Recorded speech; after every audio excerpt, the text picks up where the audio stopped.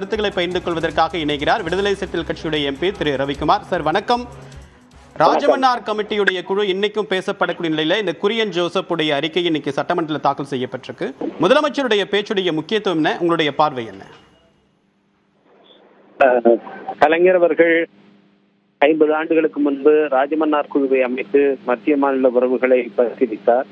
மாநில உரிமைகளுக்கான குரல் இந்தியா முழுவதும் எழுவதற்கு அதுதான் அடித்தளம் விட்டது.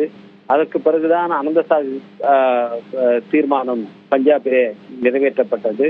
அதன் பிறகுதான் மேற்கு வங்க அரசும் கேரள அரசும் இடதுசாரிகள் அரசு மாநில உரிமைகள் தொடர்பான தீர்மானத்தை போட்டன. இதெல்லாம் இந்திய அளவில் மாநில உரிமைகள் தொடர்பான விழிப்புணர்வை ஏற்படுத்தியது. அதன் பிறகு 2006-11 காலகட்டத்திலே மத்தியிலே ஐக்கிய முற்போக்கு கூட்டணி ஆட்சி இருந்த போது பூஞ்சி கமிட்டி அமைக்கப்படுவதற்கும் திராவிட முன்னேற்ற கழகத்தின் அழுத்தம் தான் காரணம். அந்த கமிட்டியினுடைய அறிக்கையையும் அன்றைக்கு இருந்த அரசும் நிறைவேற்றவில்லை. அதன் பிறகு பொறுப்பேற்ற பாஜக அரசும் நிறைவேற்றவில்லை. இப்பொழுது மத்திய மாநில உறவுகள் என்பது மிகவும் மோசமடைந்திருக்கிறது. பாஜக ஆட்சி வந்ததற்கு பிறகு மாநில உரிமைகள் எல்லாம் பறிக்கப்பட்டு அவையெல்லாம் ஒரு பஞ்சாயத்து அமைப்புகள் போல மாற்றப்படுகிற இந்த நேரத்தில் நம்முடைய முதலமைச்சர் அவர்கள் குரியன் ஜோசப் தலைமையிலான இந்த குழுவை அமைத்திருக்கிறார்கள். இந்த குழு முதல் கட்ட அறிக்கையில 10 விதமான பிரச்சனைகளை அது பரிசீலித்திருக்கிறது என்று தெரிய வருகிறது. முதல்ல அந்த குழு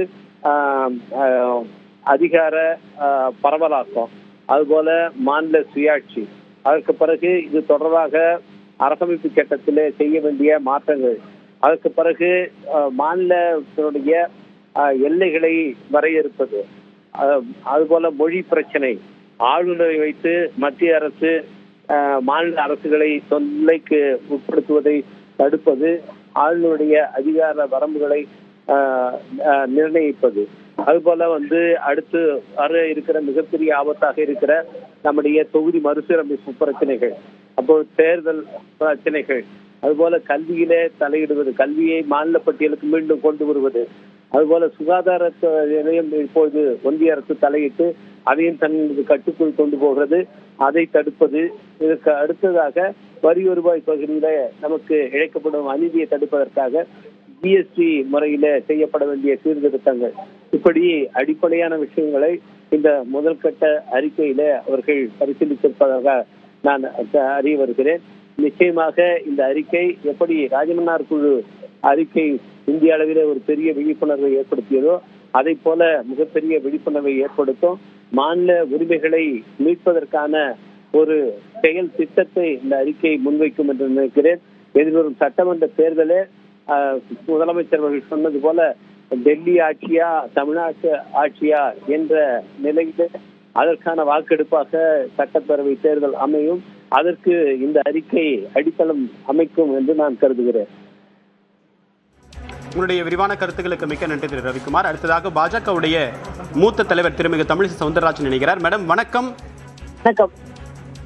மாநில சுயாட்சியை உறுதி செய்யக்கூடிய வகையில சட்ட திருத்தம் செய்யணும், அது நாம தான் செய்யணும், நம்ம விட்டா செய்ய யாருமே இல்லை, இது தமிழ்நாட்டுக்கு பல வகையில சிரமத்தை ஏற்படுத்துது என்று தமிழ்நாடு முதலமைச்சர் மு.க. ஸ்டாலின் பேரவையில் அந்த குரியன் ஜோசப் உடைய அறிக்கையை சமர்ப்பிச்சு பேசியிருக்காரு. உங்களுடைய முதற்கட்ட பார்வை? இல்ல, முதலில் மாநில முதலமைச்சர் தனது தோல்வியை தேர்தல் வருகின்ற நேரத்தில் மிக மிக மோசமான ஒரு ஆட்சியை கொடுத்திருக்கிறோம், அதனால நம்ம வளர்ச்சியை சொல்லி வாக்குகள் கேட்க முடியாது என்பதற்காக தொடர்ந்து இதே போல செய்திகளை அவர் பரப்பி வருகிறார்.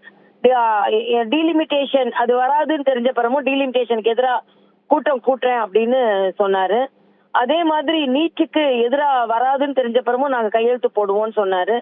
ஆக இன்று ஒட்டுமொத்தமாக பாரத தேசம் எல்லா விதத்திலும் நிதி பகிர்வா இருக்கட்டும், ஜிஎஸ்டி பகிர்வா இருக்கட்டும், எல்லா மாநிலங்களும் சரியான பகிர்தலோடு புரிதலோடு எல்லாம் ஆட்சி செய்து கொண்டிருக்கிறார்கள். எந்த மாநிலத்திலிருந்தும் இப்படிப்பட்ட குரல்கள் ஒலிக்கவே இல்லை.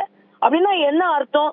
இவங்களோட நிதி மேலாண்மை, நிதி நிர்வாகம் சரியில்லை. எல்லாவற்றையும் இன்று மத்திய அரசின் மீது நான் கேட்கிறேன், நீங்க இவ்வளவு மாநில மீது அக்கறை இருந்தால் நீங்க யூபி அரசாங்கத்துல 18 இருந்து 20 ஆண்டுகள் ஆட்சியில இருந்தீங்களே, அப்ப ஏன் இதை பற்றி எல்லாம் சிந்திக்கல?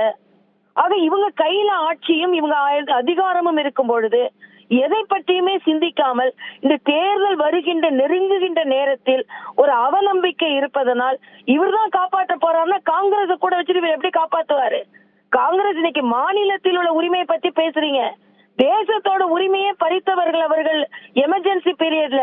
மரியாதைக்குரிய எம்ஜிஆர் அவர்கள், இந்திரா காந்தி அவர்கள் மாநில கட்சிகள் எல்லாம் ஒழிச்சிட போறாருன்றக்காக தான் அகில இந்திய அண்ணா திராவிட முன்னேற்ற கழகம்னு பேர் வச்சாருன்னு சொல்லுவாங்க.